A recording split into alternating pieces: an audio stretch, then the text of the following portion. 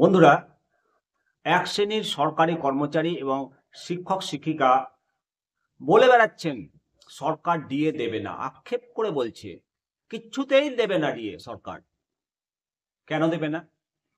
বলি, আইন আদালত সংবিধান বলে কিছু যদি থাকে তাহলে সরকারকে ডিএ দিতেই হবে।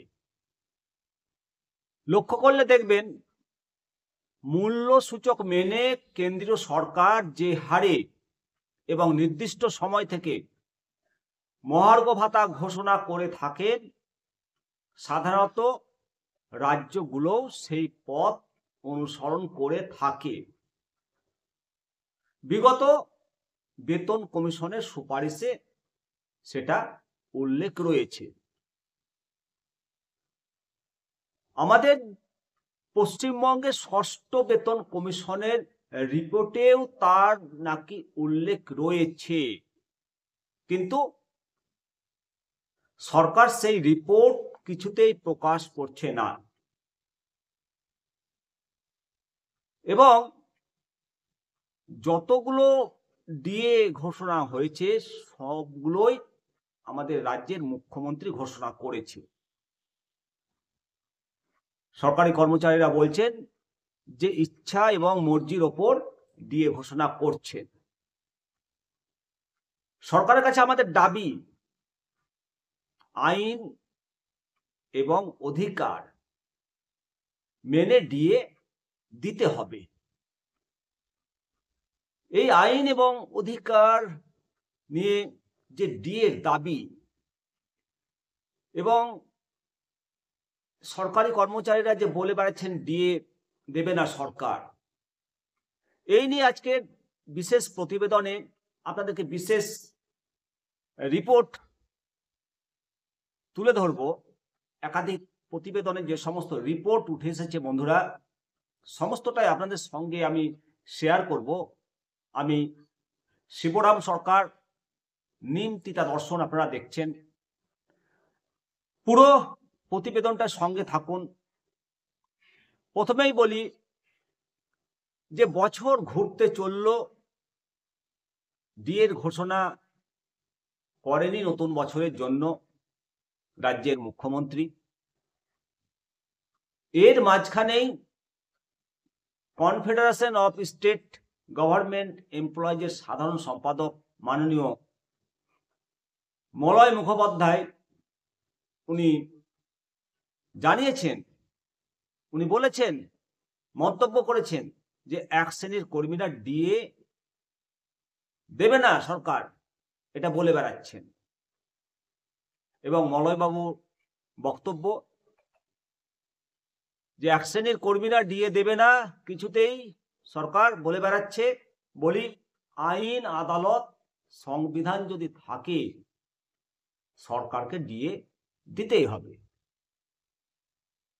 উনি আরো বলেছেন যে এবারের ষষ্ঠ বেতন কমিশনের রিপোর্টে তার উল্লেখ আছে, কিন্তু সরকার সেই রিপোর্ট কিছুতেই প্রকাশ করছে না। বিশ্বস্ত সূত্র মারফত জানতে পেরেছি,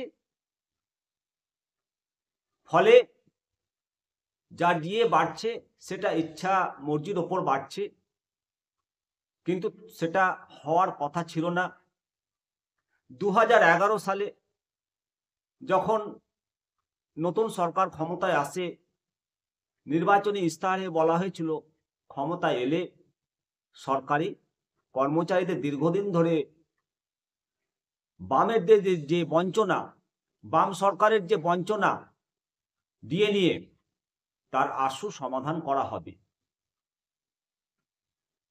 বর্তমান পরিস্থিতিতে সেই সমস্ত প্রতিশ্রুতি উধাও। ফলে কেন্দ্র সহ অন্যান্য রাজ্যের বর্তমান মহার্ঘ ভাতা 18 কিস্তি, আর পশ্চিমবঙ্গের কর্মচারী শিক্ষকদের 4 কিস্তি নিয়ে সন্তুষ্ট থাকতে হচ্ছে। 14% ডিএ, কেন্দ্রের 53% ডিএ। এই যে 14 কিস্তির ফারাক, এই আবহে 2025 সালের 7ই জানুয়ারি ডিএ মামলার অগ্রগতির দিকে। 14% হারে ডিএ পাচ্ছেন রাজ্য সরকারি কর্মচারীরা, সেন্ট্রাল 53% পাচ্ছে। এই আবহে কেন্দ্রের সঙ্গে রাজ্যের ডিফারেন্স 39%। একটা বিশাল শতাংশ ডিএ বকেয়া।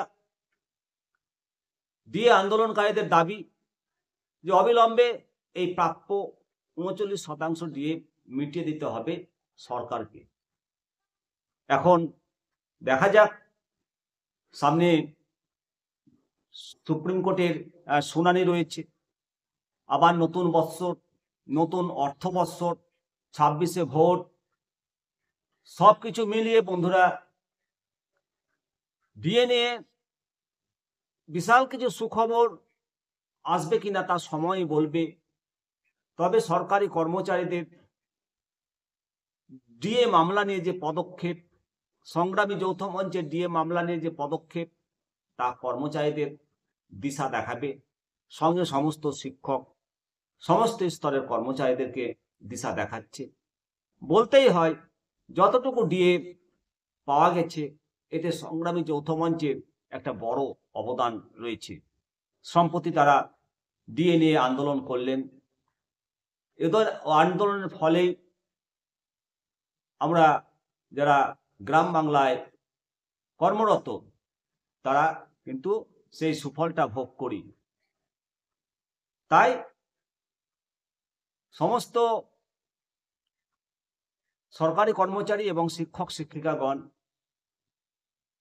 অবশ্যই আমরা ডিএ পাবো এই আশা ভরসা রাখবো, এবং ডিএ আমাদের আইনি অধিকার, আমাদের আইনি লড়াই, সেই লড়াইয়ে সরকারি কর্মচারীরা জয়লাভ করবে এবং শিক্ষক শিক্ষিকারাও সেই জয়ের কাণ্ডারি হবেন।